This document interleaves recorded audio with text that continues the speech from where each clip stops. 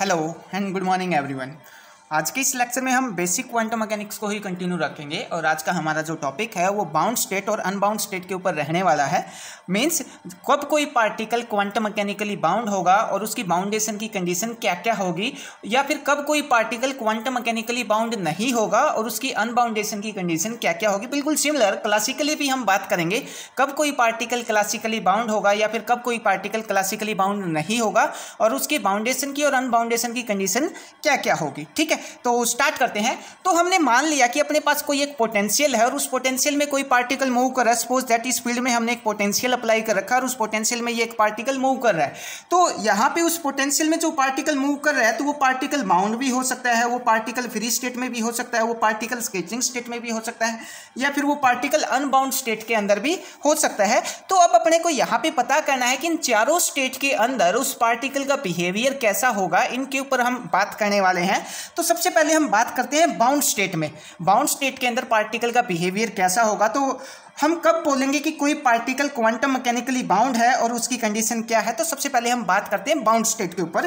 तो सब पहले क्लासिकली थोड़ा सा डिस्कस कर लेते हैं। जैसे हम बोलते हैं कि ये अपने पास अर्थ है और अर्थ के चारों ओर ये मून क्या कर रहा है, इसके चारों ओर चक्कर लगा रहा है। ठीक है, तो अब जो मून अर्थ के चारों ओर चक्कर लगा रहा है, ग्रेविटेशनल अट्रैक्शन के कारण मून को क्या मिल रहा है, यहाँ पे सेंट्रल फोर्स मिल रहा है। तो जो मून के कारण जो ग्रेविटेशनल फोर्स है उसके कारण हम क्या बोलेंगे, यहाँ पे मून को सेंट्रल फोर्स मिल रहा है। तो मून किस में है, बाउंड स्टेट के अंदर है।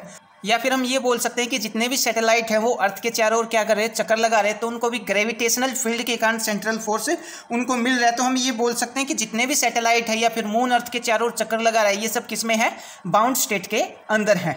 अब जो क्लासिकली बाउंड पार्टिकल है या जो क्लासिकली बाउंड स्टेट है उसकी एक कंडीशन होती है। वो कंडीशन क्या होती है, अगर एनर्जी अपनी लेस देन जीरो है, मीन्स अपने पास नेगेटिव एनर्जी है, तो वो पार्टिकल क्लासिकली बाउंड होगा। अदरवाइज ये वाली कंडीशन सेटिस्फाई नहीं करता है तो वो पार्टिकल क्लासिकली अनबाउंड होगा। ठीक है, या फिर हम ये बोल सकते हैं कि अपने पास जो क्लासिकली बाउंड पाथ है वो दो बाउंड पाथ हो सकते हैं। अगर कोई पार्टिकल सर्कुलर पाथ में चक्कर लगा रहा है तो वो किस में है, बाउंड स्टेट में है। या फिर कोई पार्टिकल इलिप्टिकल पाथ के अंदर चक्कर लगा रहा है तो उसको भी हम क्या बोल सकते हैं, वो पार्टिकल बाउंड स्टेट में है। या फिर अगर उस पार्टिकल की एनर्जी नेगेटिव एनर्जी है, उस पार्टिकल की, जैसे हम हाइड्रोजन एटम में एनर्जी निकालते हैं कितना आती है, -13.6 आती है, तो हम क्या बोलते हैं, वो इलेक्ट्रॉन बाउंड स्टेट के अंदर है। ठीक है, तो तीन कंडीशन है, या तो उसकी एनर्जी नेगेटिव हो, या वो सर्कुलर पाथ में हो, या फिर वो इलिप्टिकल पाथ के अंदर चक्कर लगा रहा है, तो हम क्या बोलेंगे, वो पार्टिकल क्लासिकली बाउंड स्टेट के अंदर है।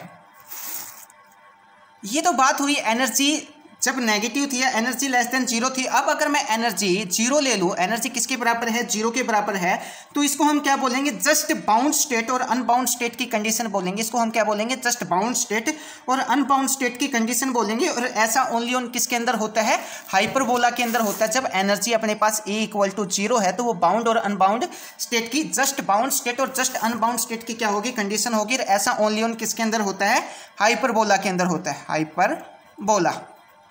ठीक है, और ये कुछ ऐसे इस टाइप से होगा। पार्टिकल कहाँ पे होगा अपना, यहाँ पे होगा। ठीक है, अब अगर यहाँ पे पार्टिकल, मान लिया पार्टिकल की जो एनर्जी वो ग्रेटर देन जीरो है, तो इसको हम क्या बोलेंगे, इसको हम बोलेंगे अनबाउंड स्टेट।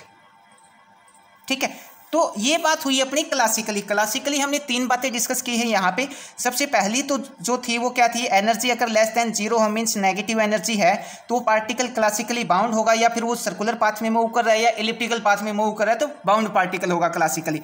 सेकेंड हमने बोला अगर एनर्जी = 0 है तो उसको हम क्या बोलेंगे, जस्ट बाउंड और अनबाउंड की स्टेट बोलेंगे, जो हाइपरबोला के अंदर होती है और इस टाइप से होगी। ठीक है, थर्ड स्टेट क्या है, थर्ड केस में हमने बोला अगर एनर्जी ग्रेटर देन जीरो है तो पार्टिकल क्या होगा, अनबाउंड होगा, अनबाउंड पार्टिकल या अनबाउंड स्टेट। ये वाली क्या है, बाउंड स्टेट, और ये वाली क्या है, जस्ट बाउंड और unbound state.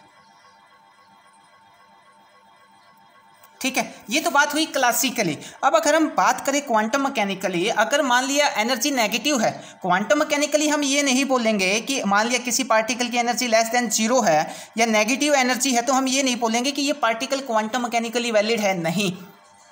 Sorry quantum mechanically ये बाउंड स्टेट में है। क्वांटम मैकेनिकली भी एक कंडीशन होती है, अगर वो कंडीशन सेटिस्फाई करेगा तभी हम बोलेंगे कि ये पार्टिकल क्वांटम मैकेनिकली बाउंड है। ठीक है, तो अब क्वांटम मैकेनिक्स में जो कंडीशन है बाउंड पार्टिकल की, वो कंडीशन क्या है, अगर अपने पास जो पोटेंशियल है वो पोटेंशियल की एनर्जी पार्टिकल की एनर्जी से ज़्यादा है। ठीक है, सपोज दैट मैंने ये एक वेल ले लिया और इसके अंदर एक पार्टिकल है। ठीक है, अगर इस पोटेंशियल वेल की एनर्जी ज़्यादा है, यहाँ पे जो पोटेंशियल है उसकी एनर्जी ज़्यादा है और इस पार्टिकल की एनर्जी कम है। ठीक है, अब पोटेंशियल की एनर्जी ज़्यादा है तो ये पार्टिकल इस पोटेंशियल से बाहर नहीं जा सकता, तो इस केस में हम क्या बोलेंगे, इस केस में हम बोलेंगे ये पार्टिकल क्वांटम मैकेनिकली बाउंड है। ठीक है, अब अगर मान लिया पोटेंशियल की एनर्जी कम है और पार्टिकल की एनर्जी ज़्यादा है तो ये पार्टिकल इस पोटेंशियल से बाहर जा सकता है, तो हम बोलेंगे ये पार्टिकल क्वांटम मैकेनिकली अनबाउंड है। ठीक है, तो यहाँ पे हम जो पोटेंशियल है उसको एक स्ट्रेंथ के जैसे ट्रीट कर रहे हैं। अगर पोटेंशियल की स्ट्रेंथ ज़्यादा है तो पार्टिकल उसके बाहर से नहीं जा सकता, अगर पोटेंशियल की स्ट्रेंथ कम है तो पार्टिकल उससे बाहर जा सकता है। जैसे एक एग्जांपल लेते हैं हम कुएं का। ठीक है, हमने एक वेल ले लिया, एक कुआं ले लिया, अगर इस कुएं की जो डेप्थ है वो फाइनाइट है, ठीक है, तो पार्टिकल इससे बाहर निकल सकता है, तो पार्टिकल किस में हो गया, अनबाउंड स्टेट में हो गया। अगर इस पोटेंशियल की जो डेप्थ है वो इनफाइनाइट मान लो, इस वेल की डेप्थ में इनफाइनाइट मान लो, तो पार्टिकल इससे बाहर जा सकता है क्या, नहीं जा सकता, तो उसको हम क्या बोलेंगे, अनबाउंड स्टेट बोलेंगे। ठीक है, तो ये सब हम एक एग्जाम्पल की हेल्प से समझते हैं। हमने ये एक पोटेंशियल ले लिया अपने पास, ठीक है, इस टाइप का ये एक पोटेंशियल है। तो हमने जो फर्स्ट केस लिया है, फर्स्ट केस में क्या लिया कि हम अपने पास पार्टिकल की एनर्जी हमने ये वाली मान ली। ठीक है, ये रीजन अपने पास फर्स्ट है और ये रीजन अपने पास सेकंड है और ये अपने पास क्या है, पोटेंशियल है।